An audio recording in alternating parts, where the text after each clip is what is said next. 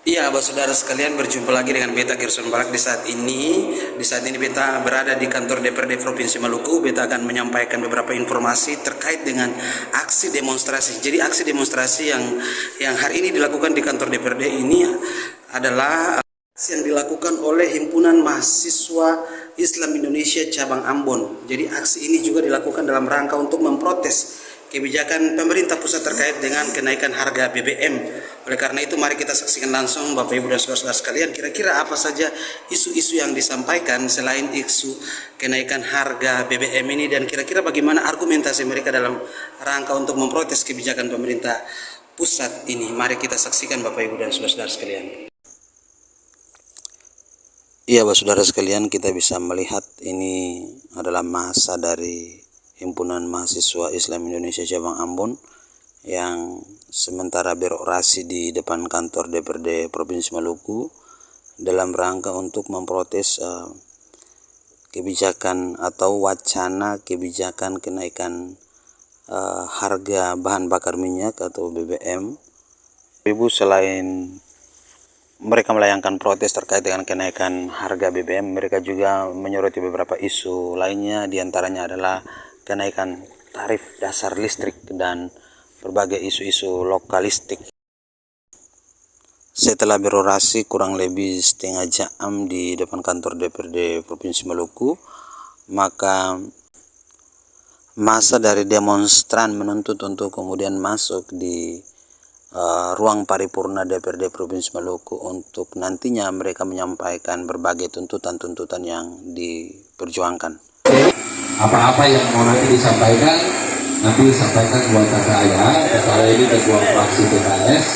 Kebetulan beliau juga ada di Komisi 2 yang membidangi hal-hal yang berkaitan dengan bahan bakar minyak. Jadi nanti setelah ini bisa masuk di ruang Komisi 2 untuk menyampaikan apa yang menjadi aspirasi dari teman-teman. Para demonstran dari Himpunan Mahasiswa Islam Indonesia, mereka langsung berjumpa dengan salah satu pimpinan DPRD Provinsi Maluku, Wakil Ketua 2, Bung Melkianus Erdekut. Dan dalam dialog yang dibangun oleh para demonstran dan pimpinan DPRD, mereka kemudian bersepakat untuk masuk ke ruang Komisi 1 dalam rangka untuk berdiskusi terkait dengan berbagai tuntutan yang disampaikan. Ya, kita bisa menyaksikan bahwa rapatnya sementara berlangsung, dan rapat ini langsung dipimpin oleh Bung Melkianus Erdekut sebagai salah satu unsur pimpinan Wakil Ketua DPRD Provinsi Maluku. Mari kita saksikan apa yang menjadi substansi pembicaraan antara mahasiswa dan anggota DPRD. Biarlah diskusi yang mereka bangun ini atau dialog ini menghasilkan sebuah konklusi yang baik untuk rakyat Maluku pada khususnya dan Indonesia pada umumnya.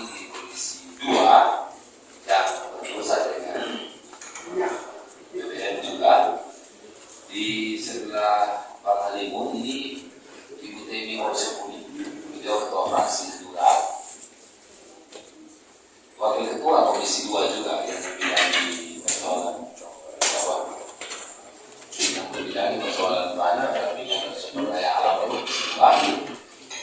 Pak Mumin Refra, beliau di Komisi 1, dan tadi sebagaimana saya sampaikan Ibu Ayah Samal, beliau ketua fraksi PKS sekaligus adalah sebagai bagian dari Komisi 2 yang juga membidangi hal yang sama yang baru saja selesai rapat di hari kemarin soal Ibu tidak tadi ya pagi. Jadi berkaitan dengan penyampaian aspirasi yang disampaikan oleh rekan-rekan semua, dialog ini akan dijalankan saja sesuai dengan apa yang rekan-rekan yang semua mau. Nanti penjelasan atas hasil pertemuan kemarin bisa juga akan disampaikan oleh rekan-rekan kita dari Komisi 2. Demikian pengantar yang bisa saya sampaikan bagi rekan-rekan semua, teman-teman, adik-adik, siapa yang mau menjadi juru bicara untuk menyampaikan apa yang menjadi aspirasi, dengan hormat dipersilakan untuk Bapak dan Ibu. Ada kurang lebih 3 poin yang diinstruksikan oleh BPHMI yang harus disampaikan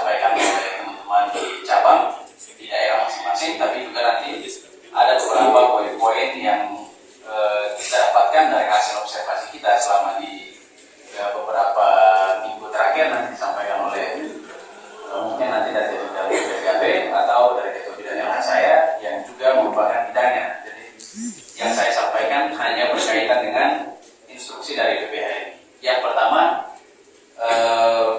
masalah yang paling pertama adalah masalah soal kita tahu bahwa ini masih hanya sebatas wacana, tapi aksi demonstrasi ini adalah ikhtiar kita untuk memastikan bahwa ini tetap menjadi wacana, tidak terrealisasikan, tidak diputuskan menjadi kebijakan, karena kita tahu bersama bahwa kita juga sudah melakukan diskusi maupun kajian bahwa kondisi kita, apalagi masyarakat Maluku, kalau tadi kita buka di data 2022, Maluku itu termasuk salah satu provinsi Maluku termiskin keempat di Indonesia.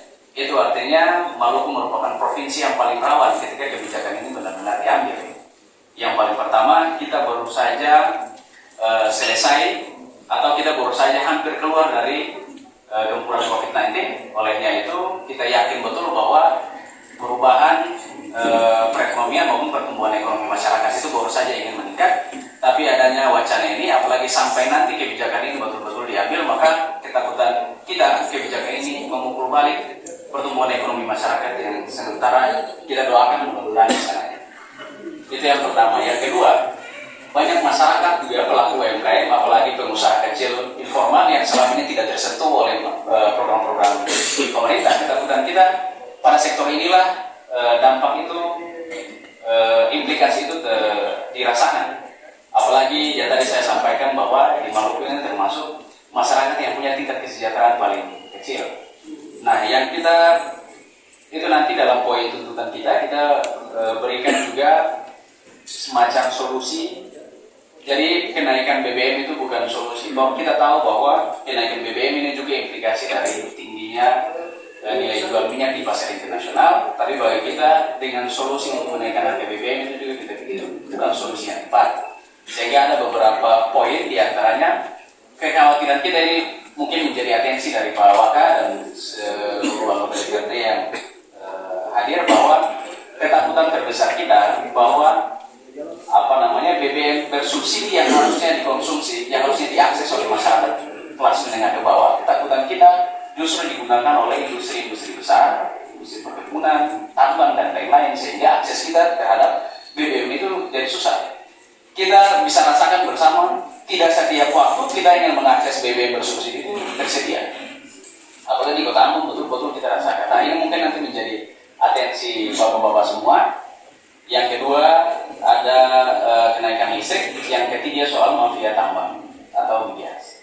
Di Provinsi Maluku kita tahu betul, Maluku punya potensi alam yang cukup banyak yang beroperasi sampai saat ini. Bagi kita yang menjadi polemik terbesar kita adalah di Tambang Botak, maupun beberapa waktu lalu terjadi genangan air di meluapnya air Waisakula. Ternyata saat diinvestigasi ada galian C di sana.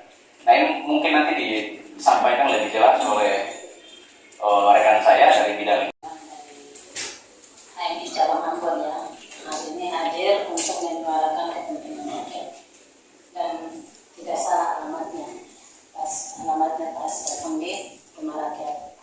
Kemudian yang saya hormati Bapak Ibu anggota Komisi 2, kemudian ada Pak Momen ya, beliau BKO dari Pak Asis ya, karena satu fraksi.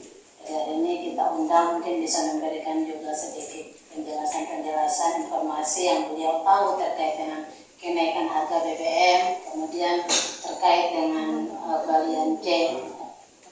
Jadi terima kasih teman-teman dari mahasiswa sudah menyampaikan aspirasi masyarakat kepada kami. Dinas ESDM terkait dengan pengawasan, kita akan bikin tim ya. Tim yang terdiri dari Komisi 2, kemudian Kepolisian, Pertamina, dan dinas terkait pertambangan, dan juga dinas Perindak, karena terkait harga Perindak juga kita harus libatkan untuk membuat sebuah tim Satgas ya. Satgas untuk kita akan sidak ke semua tempat-tempat penyalur BBM ya. Dan khusus minyak tanah seperti itu ya. Jadi alhamdulillah teman-teman datang untuk memperkuat posisi ini begitu. Posisi kita tadi waktu rapat dengan Pertamina. Dan kekurangan minyak tanah ya, ada beberapa, kita sudah minta data ya, by name by address tadi, kira-kira kebutuhan minyak tanah itu yang mengkonsumsinya ekonomi kelas bawah itu berapa persen, ekonomi kelas menengah ke atas berapa persen, kita sudah minta di setiap kabupaten kota. Ya, dan itu akan disampaikan ke kita dan kita akan menindaklanjutinya dengan kalau misalkan ada pengurangan kuota dari pemerintah pusat, kita akan minta untuk dinaikkan kuota kita dan realisasinya harus sesuai dengan yang ditetapkan. Jadi posisi 2020 ibu Waka kemarin yang pengurangan berapa persen? 2% di 2020 ya. Ya, kemarin kan juga terjadi kelangkaan, itu diakibatkan karena kita dikurangi jatahnya 2%. Dan kita Komisi 2 sudah bertemu dengan Kementerian ESDM dan kuota itu dikembalikan. Ya, dikembalikan jadi menjadi kuota normal seperti biasa. Tapi kemudian terjadi lagi sekarang bahwa ada terjadi kelangkaan di mana-mana, ya, kenaikan melonjaknya harga di mana-mana. Ya. Itu diakibatkan karena konsumsinya bertambah.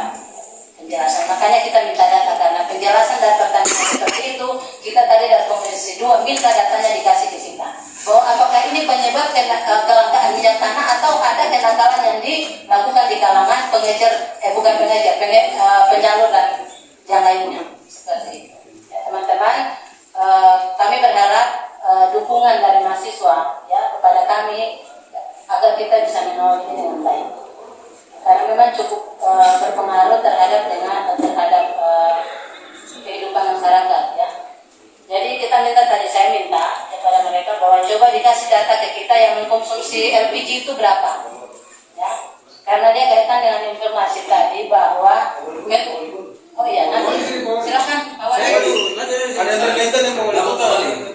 Tapi alhamdulillah ada peraturan yang baru itu kewenangan sudah di provinsi.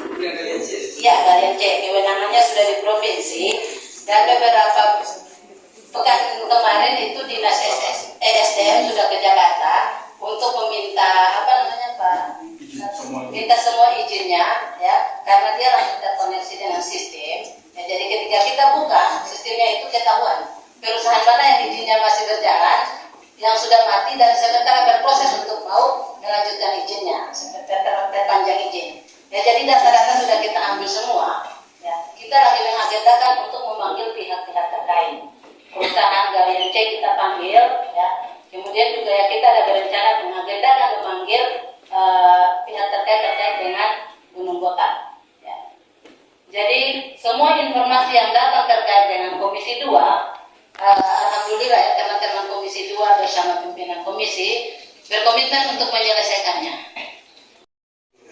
Saya hormati jadi dari poin-poin yang telah disampaikan oleh rekan-rekan semua tadi pagi itu Komisi 2 baru selesai rapat dengan Pertamina. Sementara untuk sekolah itu memang Komisi 2 sudah langsung melakukan koordinasi cuma soal permintaan untuk soal cabut izinnya satu waktu yang penting kalau Komisi 2 sudah dengar itu nanti coba diagendakan untuk mengundang atau memanggil para pihak terkait seperti informasi yang disampaikan soal tugas-tugas yang kewajiban yang tidak dijalankan baik-baik untuk pemetaan tentang sungai itu sendiri. Ini yang bisa direspon ada masih Tambah satu. Saya tambahkan satu. Tadi persoalan yang disampaikan oleh terhormat Pak Halim tadi ketika rapat kasus terjadi di Gatiri ya, pembelian minyak itu dengan kerugian ya 20 liter ya, karena memang ada aturannya. Kalau di Kota Ambon adanya jelas aturannya rakyat itu di berapa ada pembatasannya, tapi yang terjadi di lapangan itu tidak seperti itu.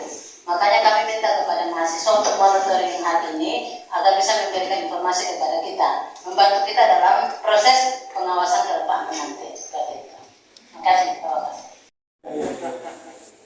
Pak Halim yang dihormati teman-teman mahasiswa himpunan mahasiswa Islam Jamaah Ambon ya.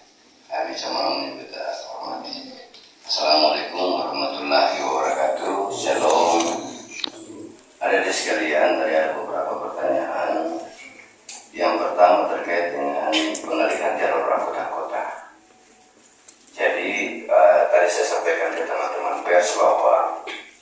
semua kebijakan yang dilakukan oleh pemerintah Kota Ambon ada tujuannya. Tujuan kami adalah mengurai kemacetan di Jalan Turukabisi, karena itu sumber kemacetan utama di Kota Ambon. Beberapa kali kita mencoba untuk melakukan rekayasa lalu lintas, dan rekayasa terakhir yang kita lakukan ini dia cukup membantu kita untuk mengurangi kemacetan di Turukabisi tadi. Memang ada konsekuensi yang ditimbulkan dari kebijakan itu, yaitu ada beberapa jalur angkutan kota yang kita alihkan. Ya. Pengalihan ini semata-mata untuk menghindari tumpukan kendaraan yang terlalu padat di Turukabisi tadi. Soal jalan yang sampai hari ini masih tidak cukup layak untuk dilalui oleh kendaraan umum dari terminal Pasar Merdeka sampai Liung. Kami sudah koordinasikan dengan Balai Jalan Nasional dan dalam beberapa waktu ke depan akan segera di aspal. Ya, koordinasi kami dengan Bapak Gubernur minta bantuan untuk bicara dengan Balai dan mereka menyanggupi itu nanti di aspal. Ya, untuk sementara untuk Laha, Katibe kecil, Kapang kita alihkan jalur mereka. Itu satu-satunya cara hari ini untuk kita mengurangi kemacetan di Turukabisi. Ya. Kalau kita kembalikan mereka lagi, maka kemacetan di Turukabisi akan terjadi seperti semula. Nah, seperti itu. Itu penjelasan soal pengalihan jalur angkutan kota. Kemudian tagihan karcis, adik-adik sekalian, pemerintah kota sampai dengan hari ini tidak mungkin melakukan penagihan karcis secara ilegal. Kalau yang dilakukan bukan oleh pemerintah kota, maka itu dilakukan oleh kelompok-kelompok asosiasi yang selama ini melakukan aktivitas di Pasar Merdeka. Saya sudah dengan tegas meminta untuk tidak ada lagi tagihan-tagihan pungli di situ, tagihan liar ya, di luar aturan. Dan karena itu 3 hari yang lalu saya sudah tanda tangan SK untuk membentuk Satgas, satuan tugas untuk penertiban permanen di Pasar Merdeka dan terminal. Ya, itu yang akan difungsikan, terdiri dari aparat pemerintah Kota Ambon, pihak kepolisian dan TNI. Ya. Kemudian yang berikut soal trotoar. Adik-adik, kenapa sampai hari ini ada lapak-lapak yang dibangun di trotoar? Ini untuk menampung para pedagang sebagai akibat daripada revitalisasi Pasar Merdeka. Ya. Pedagang yang jumlahnya ratusan itu dikeluarkan dari gedung Pasar Merdeka yang telah dibongkar itu keluar. Nah, kita tidak punya lokasi yang cukup untuk memberikan tempat bagi mereka untuk berjualan. Dan karena itu kebijakan pemerintah kota sebelumnya adalah membangun lapak-lapak sementara untuk menampung mereka, memberikan tempat bagi mereka untuk berjualan. Setelah revitalisasi Pasar Merdeka selesai, mereka dialihkan kembali masuk ke dalam gedung pasar yang baru. Jadi ini hanya sifatnya sementara, karena kita mengeluarkan mereka dari gedung itu, lalu kita harus fasilitasi mereka, memberikan tempat yang layak bagi mereka. Memang benar bahwa sampai dengan hari ini ada banyak tempat yang tidak ditempati oleh para pedagang, padahal mereka sudah membayar lapak-lapak itu. Saya sudah bilang garis perindak untuk kita tempel pengumuman di situ. Bagi pedagang yang sudah membayar lapak tetapi tidak menempati, kita bongkar.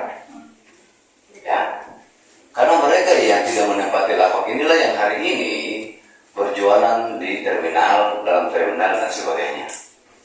Ya, jadi fungsi terminal tidak berjalan dengan baik karena dipakai sebagai tempat penjualan dari para pedagang yang tidak mau menempati lapak-lapak sementara yang dibuat oleh pemerintah kota. Jadi ini tidak permanen, dia hanya sementara. Kalau revitalisasi Pasar Merdeka selesai, ya mereka kita masukkan ke dalam gedung